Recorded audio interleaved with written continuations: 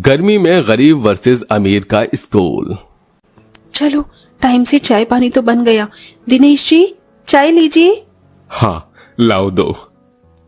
ये क्या करुणा, आज फिर लाल चाय बनाई है? दूध नहीं था क्या?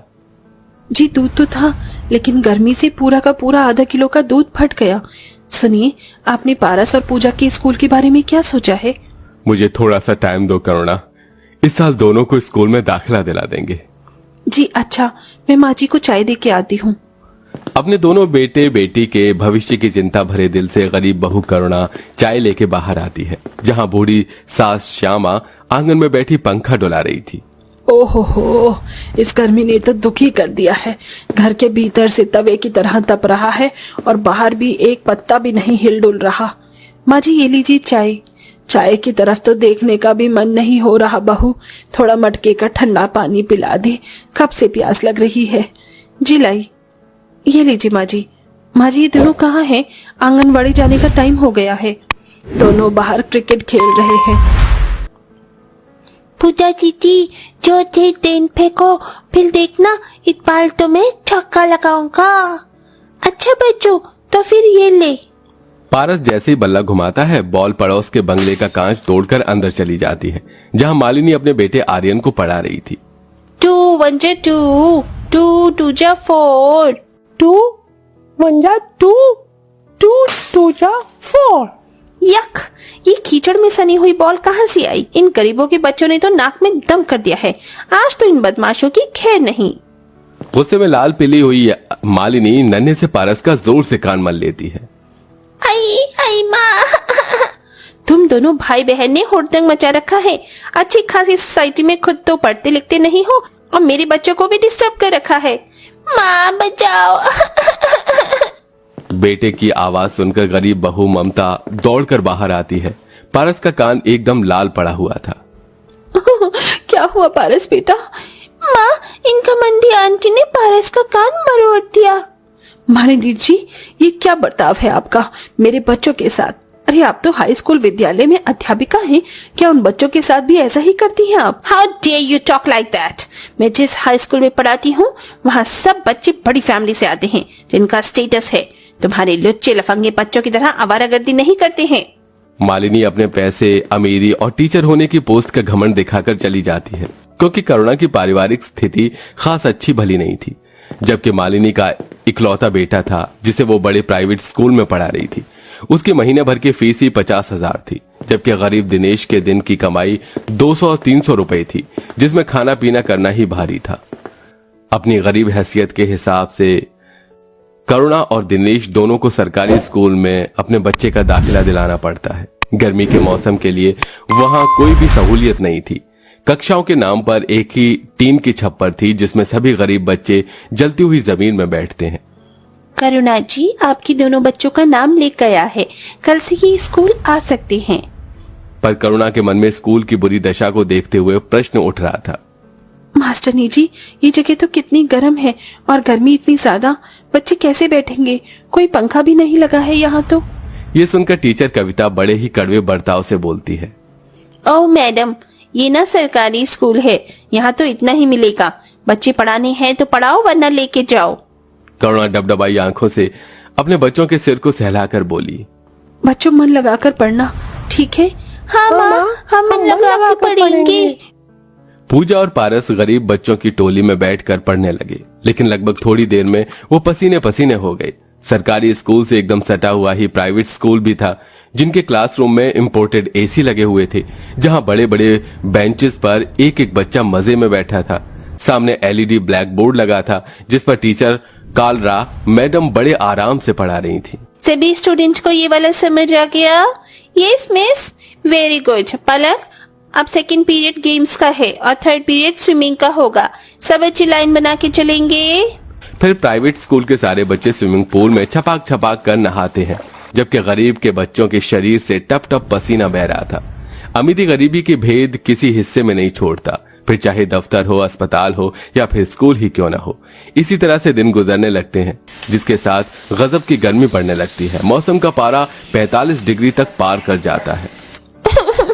माँ मुझे सरकारी स्कूल में नहीं जाना, वहाँ बहुत गर्मी लगती है, पंखा भी नहीं चलता और पानी की टंकी भी टूटी हुई है, पानी भी नहीं आता। बहू, बेचारे मेरे पोते का मन नहीं तो मत भेज। माँ जी, दोनों बच्चों के भविष्य का सवाल है। पारस बेटा, तुझे तो बड़ा आदमी बनना है तो स्कूल जाना होगा, पढ़ेगा लिखेगा तभी तो बाबू साहब बनेगा। बच्चे का मन एकदम भोला और कांच के दर्पण की तरह होता है, जिसे टूटने में वक्त नहीं लगता। जैसे तैसे करुणा दोनों को तैयार कर देती है।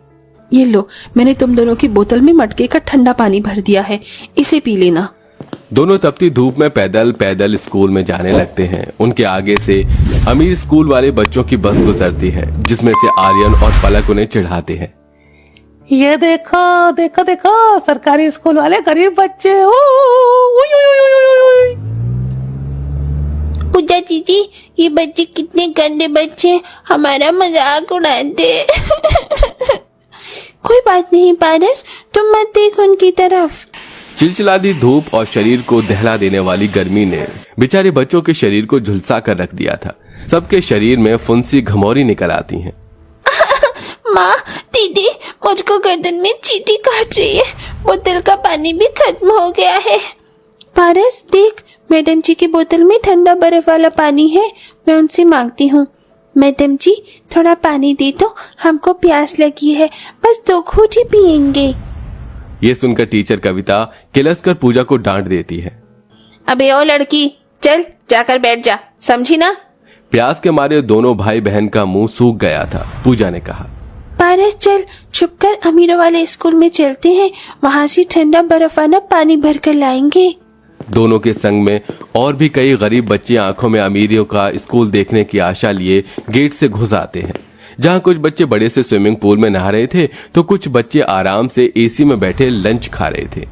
ओ तेरी, इन अमीर बच्चों का स्कूल तो कितना बड़ा है और यहाँ पर कितनी बड़ी बड़ी बिल्डिंग है।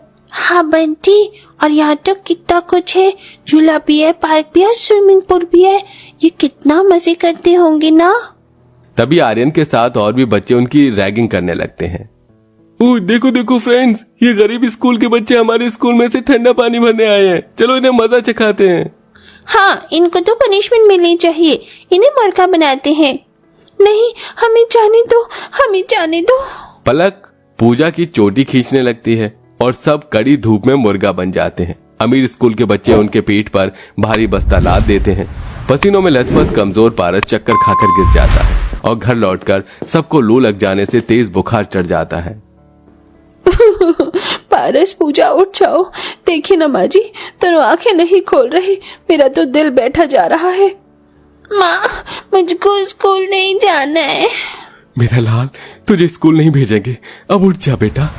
धीरे धीरे दोनों की तबीयत सुधर जाती है, पर दोबारा से कड़ी धूप गर्मी में पड़ने की कठिनाई उन्हें उठानी पड़ रही थी। इधर एक दिन जब आर्यन स्कूल से घर आता है तो बंगला बंद होता है।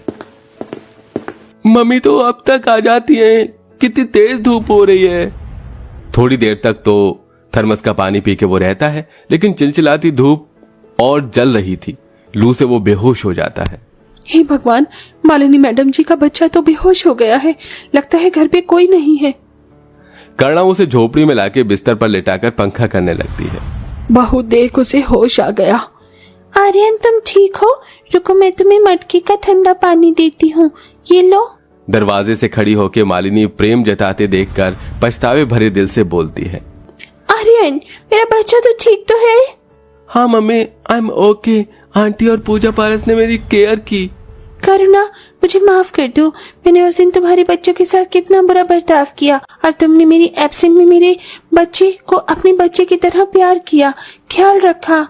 मालिनी जी, आप मेरी पड़ोसी हैं, एक पड़ोसी दूसरे पड़ोसी के काम नहीं आएगा तो कौन आएगा? तो फिर अब मुझे भी तुम्हारे काम आने दो, मैं तुम्हारे बच्चे को अमीर स्कूल में डाल दूंगी और तुम्हें एहसान लगेगा, मगर मैं गरीब स्कूल को बनाकर इन दोनों के साथ हजारों बच्चों का भला तो कर सकती हूँ। उससे हर बच्चे का भविष्य सुधरेगा और उन्हें गर्मी में पसीना पसीना होके नहीं पढ़ना पड़ेगा।